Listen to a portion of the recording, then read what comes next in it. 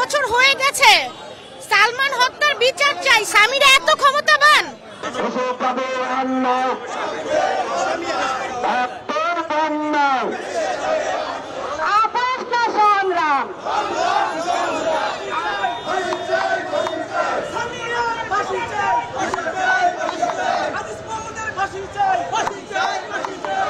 বছর হয়ে গেছে, সালমান হত্যার বিচার চাই। সামিরা এত ক্ষমতাবান?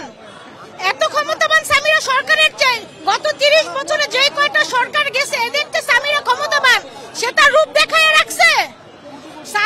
সালমানকে যে হত্যা করা হয়েছে এটার প্রতিটা প্রমাণ আছে।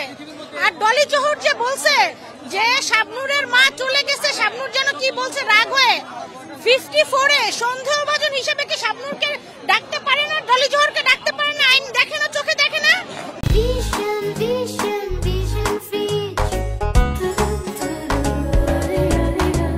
কাঠের চশমা পরে থাকলে আরো 30 বছর পরে থাকা যাবে, কিন্তু এখন এইটা প্রমাণিত যে সালমান শাহকে হত্যা করা হয়েছে।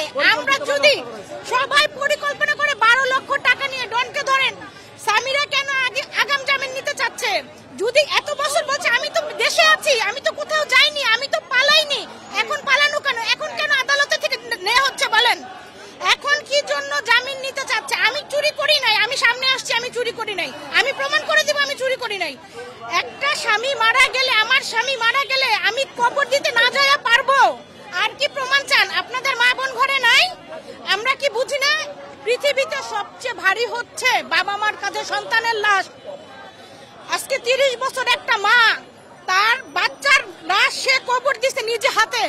আপনাদের যদি এটা হয়তো কি করতে? সামিরার নিজের সন্তান নাই? যেইভাবে সালমান শাহ মরছে এইভাবে যদি সামিরার সন্তান সামিরার সামনে মরে, সামিরা কি করবে? আল্লাহ কিন্তু আছে, আল্লাহ কিন্তু আছে, এটার কিন্তু বিচার হবে। ডলি জোহরকে ডাকেন, শাবনূরকে ডাকেন, আমাদের কারোর সাথে সম্পর্ক নেই। মিসেস নীলা চৌধুরী বলেছেন না, আমাদের মা বলেছেন না যে আমরা মাফ করে দিব, মাফ করে দিব। এবং সে যদি মারা যায় আমরা সালমান ভক্তরা ভিক্ষা করেই মামলা চালাবো, ভিক্ষা করেই মামলা চালাবো, কিন্তু আমরা হত্যার বিচার চাই। আপনি জিজ্ঞেস করেন প্রত্যেক আমরা মানুষের কাছে ভিক্ষা কইরা কইরা আমরা মামলা চালাবো। 30 বছর 2-1টা দিন না, সরকারের যে ক্ষমতা রূপ দেখায় রাখছে, কোন লেভেলে রূপ দেখায় রাখছে। চলেন সবাই। আমি আসছি সালমান শাহর হত্যার বিচারের দাবিতে আসছি, ঠিক আছে? এই 29 বছর ধরে মনে কর বুকে লালন করে আসছি। আমি তখন একবারে ছোট, যখন সে মারা গেছে তখন আমি ছোট, 11-12 বছর বয়স। তখন তো মনে করো যে ভালোবাসে এই 29 বছর ধরে এই বিউ কার্ডগুলা আমি টেরাঙ্গে রাখছি অনেক যত্নে। আজকে মনে করেন যে এই বিউ কার্ডগুলো বাইর করে মনে করো অনেক যত্ন করে নিয়ে আসছি। তার জানি মনে করো সঠিক বিচারটা আমরা পাই, সেই আশাবাদী। মনে করেন যে আমরা মনে করি আমরাও বাঁচবো না, কিন্তু আমরা সঠিক বিচারটা আমরা দেখে যাইতে চাই। আজকে আমাদের মানববন্ধনটা আপনারা নিশ্চয়ই জানেন, এটা আসামিদের গ্রেফতারের দাবিতে।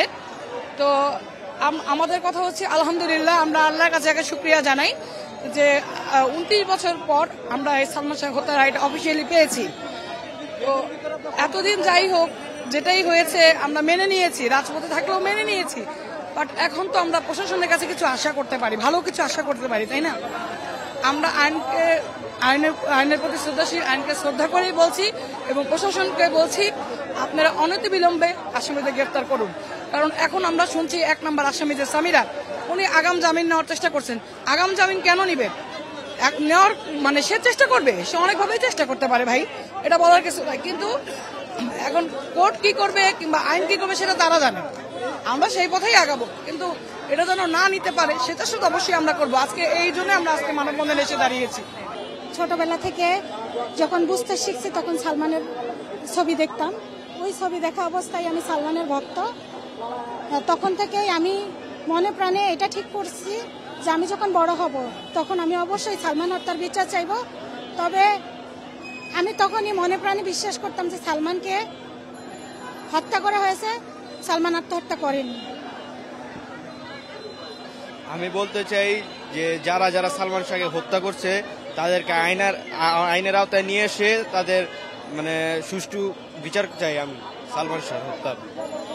ক্ষণজন্মা নায়ক আমাদের সালমান শাহ, তার হত্যার বিচার চাই এবং সুষ্ঠু বিচার চাই। আমরা যে বিচারটি পাইনি, 29 বছরও পাইনি, তার জন্য আজকে আমরা রাস্তায় নেমে এসেছি এটা ন্যায় বিচারের জন্য। এটার সাথে যারা আসামি তারা এখনো আমরা দেখতে পাচ্ছি আদালতের নির্দেশনা থাকা সত্ত্বেও তারা বাইরে দিব্যি ঘুরে বেড়াচ্ছে এবং আইন শৃঙ্খলা বাহিনী তাদেরকে ধরছে না। আমরা চাচ্ছি যে অবিলম্বে তাদেরকে গ্রেপ্তার করা হোক এবং এর ন্যায় বিচার, যেটা আমরা 29 বছরও পাইনি, আমরা যেন এবার সেই ন্যায় বিচার পাই। এটাই আমাদের সরকারের কাছে দাবি।